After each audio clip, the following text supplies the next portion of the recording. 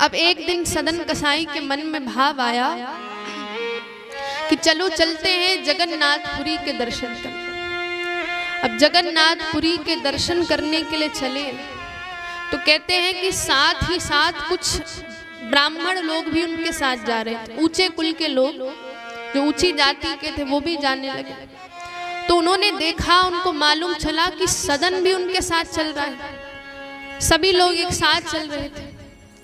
तो सदन कसाई जब उनके साथ बगल बगल में चल रहा था तो उन्होंने कहा, उन्होंने मालूम चला कि सदन कोई साधारण व्यक्ति नहीं, ये तो कसाई है, मांस बेचता है। इसीलिए उन लोगों ने सदन कसाई को दूर कर दिया कि जाओ हमारे साथ तुम नहीं चल सकते, तुम अपवित्र हो, तुमने बड़ा गलत काम किया है, इसलिए उसको दूर कर दिया कि तुम दूसरे मार्ग से जाओ। तो कहते हैं कि जो कुछ लोग हैं जगन्नाथपुरी में ऊंचे रास्ते से जा रहे हैं और हमारे जो सदन कसाई हैं ठाकुर जी के भक्त वो अलग रास्ते से धीरे धीरे, मिट्टी है सब कुछ है और पैदल चल रहे हैं, नंगे पांव चल रहे हैं, पैरों में कंकड़ चुभ रहे हैं, पर उनको कोई ध्यान ही नहीं है। बस श्री कृष्ण गोविंद हरे मुरारी, हे नाथ नारायण वासुदेव, वो बस इसी का जाप करते करते जा रहे हैं। अब कहते हैं रात्रि हो गई। अब रात्रि हो गई तो रुके कहाँ? कोई धर्मशाला भी नहीं था जहां पर रुक सके। तो कहते एक घर सदन कसाई को दिखाई दिया, दूर से देखा कि वहां पर दीप प्रज्वलित हो रहा है। अब दीप प्रज्वलित हो रहा है तो वहां पर हमारे सदन कसाई पहुंचे और वहां पर एक स्त्री थी जो अपने पति के साथ रहती थी। तो सदन कसाई ने कहा कि माता आप मुझे रहने के लिए दे दो, कुछ खाने को कुछ खिला दीजिए, क्योंकि सुबह से कुछ खाया नहीं।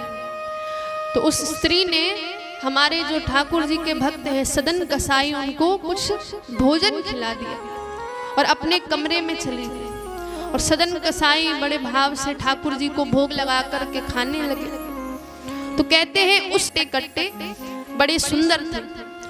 तो उस स्त्री के अंदर क्या हो गया? लोभ आ गया, मोह आ गया, मोहित हो गई सदन कसाई के ऊपर और कहने लगी कि आप मेरे साथ ब्याह कर लो और हमको अपनी पत्नी बना लो। अरे सदन कसाई कहते अरे बाप रे बाप, राम राम, ये क्या कह रही हो माता? मैंने तो आपको माता कहकर संबोधित किया है और आप कह रही हो मेरे साथ ब्याह कर लो, ऐसा नहीं हो सकता माँ। तो वो स्त्री कहती है, उसने सोचा कि ये डर रहे हैं क्योंकि पति अंदर बैठे और उसने सोचा कि पति के कारण इनको थोड़ा डर लग रहा है, वरना मेरे साथ ही विवाह कर लेंगे। तो उसने क्या किया कि अपने पति को ही जाकर के मार दिया। रात्रि में चुपके से गई और अपने पति को ही मार देती और कहा, सदना के पास आई और कहती है कि मान्यवर, मैंने आपके लिए अपने पति को मार दिया, अब तो मेरे साथ ब्याह कर लो। अरे वो कहता है सदन कसाई, नहीं नहीं, मैंने कब आपसे ऐसा कहा? अब सदन कसाई कहते हैं नहीं नहीं, मैं जा रहा हूँ, पता नहीं इनके चक्कर में फंस गया तो यहीं फंस के रह जाऊंगा। तो वो स्त्री जो है जोर जोर से चिल्लाने लगी, कहने लगी देखो देखो, इसने मेरे पति को मार दिया, इसके अंदर इतना मोह था, इतना ज्यादा मोह कि इसने मेरे पति को ही मार दिया। अब अगर कोई स्त्री ऐसे चिल्लाएगी तो सब लोग आ जाएंगे। अब सारे जितने भी मोहल्ले के लोग हैं दूर दूर से आने लगे, क्या हो गया क्या हो गया। तो उसी समय देखा कि स्त्री चिल्ला रही है, पूछा, सारा मामला ज्ञात हुआ। तो कहने लगी इसी सदन कसाई ने देखो मेरे रूप को देखा और बावरा हो गया, मेरे पति को ही मार दिया। अब सदन कसाई जो थे भक्त थे, कुछ नहीं बोले और मन में यही सोचा कि जो ठाकुर जी कराना चाहते वही मैं करता हूँ, कुछ भी नहीं बोले, विरोध तक नहीं करता। और अब ये बात पहुंच गई राजा साहब के पास। राजा साहब को पूरा मामला पता चला। तो राजा साहब ने कहा कि इसको दंड तो मिलेगा ही, क्योंकि एक व्यक्ति मर गया है, दंड मिलेगा इसको। तो राजा ने देखा कि कुछ बोल ही नहीं रहा है और बस ठाकुर जी का नाम जप रहा है, इसलिए राजा ने कहा कि मैं इसको मृत्यु दंड तो नहीं दूंगा, इसके दोनों हाथ काट दूंगा, क्योंकि इसने वध किया है किसी का, इसलिए दोनों हाथ इसके मैं काट दूंगा। तो कहते हैं राजा साहब के सैनिकों ने सदन कसाई के दोनों हाथ काट दिए और दोनों हाथ काट दिए, खून ही खून बह रहा है। कहते सफेद कुर्ता पहना था तो पूरा लाल हो गया, इतना खून बहते जा रहा है।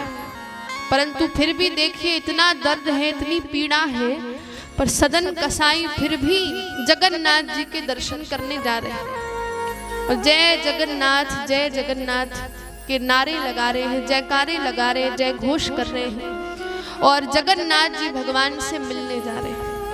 और अभी भी इस परिस्थिति में भी सोच क्या रहे हैं, देखो ठाकुर जगन्नाथ जी के देखिए पूरे हाथ नहीं है, जगन्नाथ जी के हाथ जो है छोटे छोटे।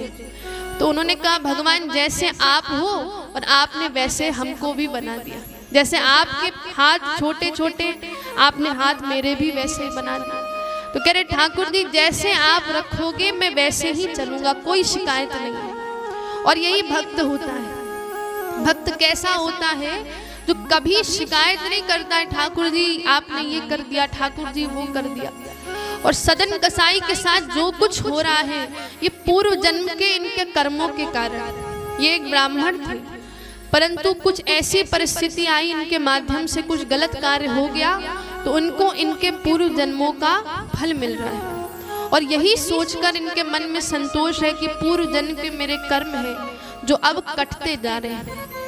और इस भावना के साथ, और देखो जब भी हमारे जीवन में दुख आए तो हमें सदन कसाई जी के इस प्रसंग से सीखना चाहिए कि कभी भगवान को दोष नहीं देना चाहिए। हम देखते हैं कि अगर जरा सा भी हमें बीमारी हो जाती है तो हम भगवान को कोसने लगते हैं और क्या कहते हैं, अरे भगवान हमने तुम्हारी इतनी पूजा करी और तुमने मुझे ये बीमारी दे दी, हमने तुम्हारी इतनी पूजा करी, इतने व्रत तुम्हारे लिए रखे और तुमने मेरे परिवार के किसी जन को तुम ले गए, किसी को मार दिया। तो ऐसी भावना कभी नहीं लानी चाहिए। जो जिसके साथ हो रहा है वो किसके कारण हो रहा है? हमारे अपने कर्मों के कारण, हमारे जो खुद के कर्म हैं। क्या कहा गया है गोस्वामी जी ने कि कर्म प्रधान विश्व रचि राखा, जो जस करहि सो तस फल चाखा।